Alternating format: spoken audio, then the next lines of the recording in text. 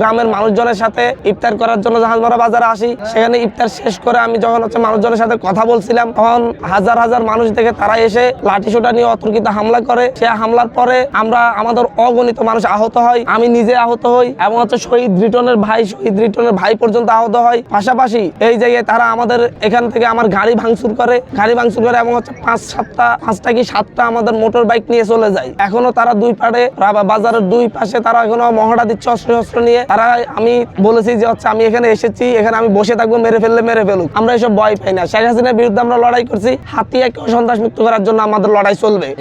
এই সন্ত্রাস চাঁদাবাজ মুক্ত হাতিয়া করার জন্য আমাদের যে লড়াই, যে সংগ্রাম, সেটা চলমান রাখা হবে। সুতরাং মানুষ যে ভালোবাসা দেখাচ্ছে, হাতিয়ার যে ভালো মানুষগুলো আমাদের কাছে আসতেছে, আমরা বলবো আপনারা সবাই আসেন, আমরা একসাথে বসি, একসাথে প্রতিবাদ করি। আর না হয় আমরা আবার জিম্মি হয়ে যাব।